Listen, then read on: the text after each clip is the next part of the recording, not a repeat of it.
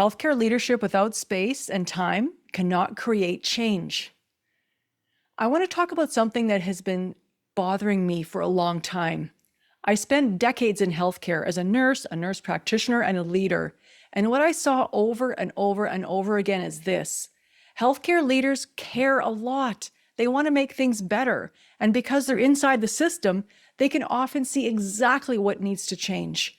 But something keeps getting in the way. And it's not because leaders aren't capable, and it's not because they don't work really hard. It's because they don't have the time or space. So today I want to share 3 reasons healthcare leaders are really struggling.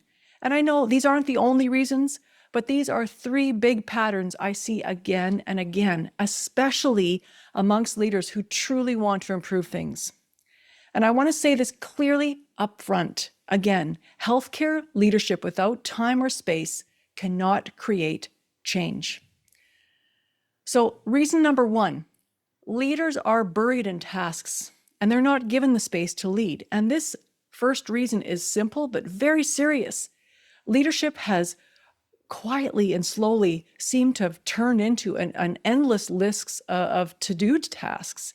And I hear this directly from mid-level leaders more than once. Someone has said to me, gosh, leadership nowadays feels robotic. I just seem to move from one thing to the next.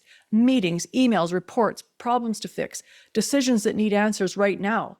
There's no pause, there's no break, there's no room to think, there's no space to step back and ask, what actually needs to change here?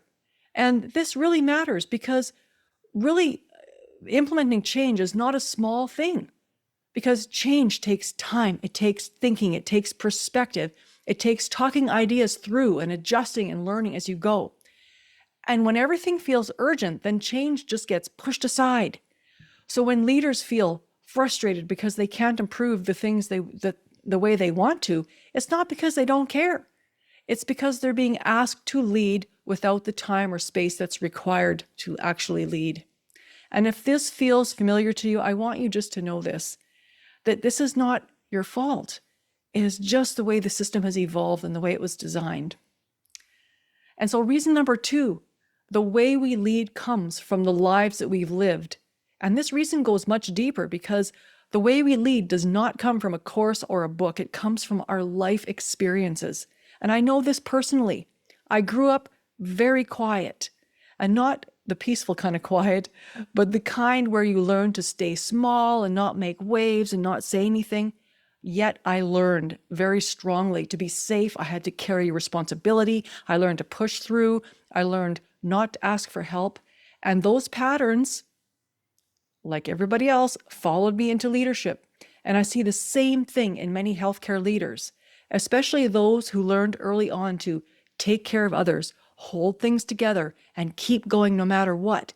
And those patterns can look like strengths, like almost like a badge of honor. And in a way they are. But under pressure, those patterns can turn into things like carrying too much, doing everything yourself, not speaking up, and not slowing down to reflect. And so here's the key point. The way we lead reflects the lives that we've lived, especially when we're under pressure. And so when leaders don't have space or time to reflect on this, those patterns begin to shape the systems that they lead. And it doesn't mean that there's anything wrong with us. It means that we are human. And the most important thing is that we become aware of it, right?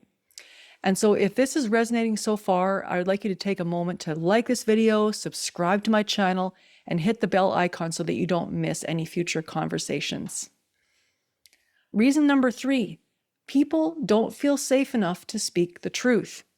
And this third reason is subtle, but very powerful.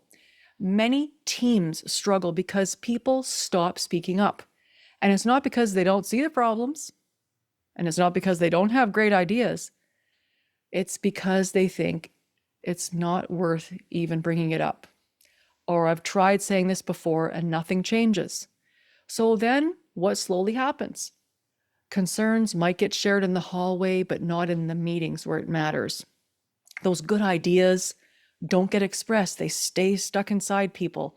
And the small problems that are identified slowly become bigger and bigger.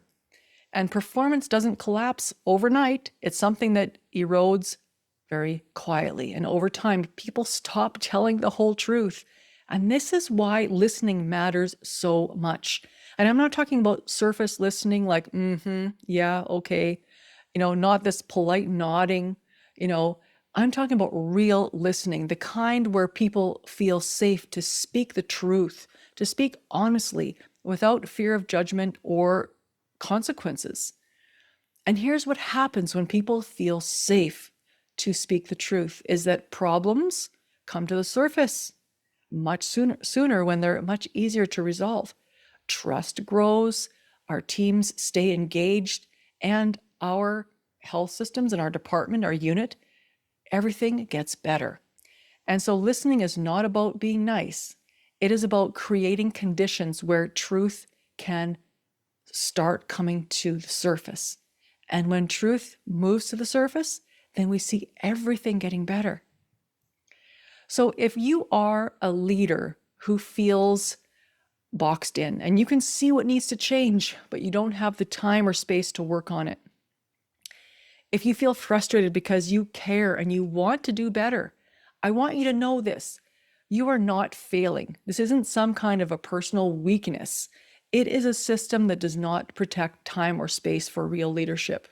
And this is the work I'm writing about in my book, Rooted to Rise, not as a set of to-dos or a set of steps, but a way of going deep and understanding leadership and those patterns from the inside out. Because when leaders actually gain time and space, clarity and voice, then their systems begin to change easily and effectively. So I just want to thank you for being here with me. Thank you for the hard work that you do and for listening. And what I'll do is I'll put the link for the pre-sale for the book Rooted to Rise in the description below. And if this message resonated, take a moment to please share it with another leader, because I understand and we are all in this together.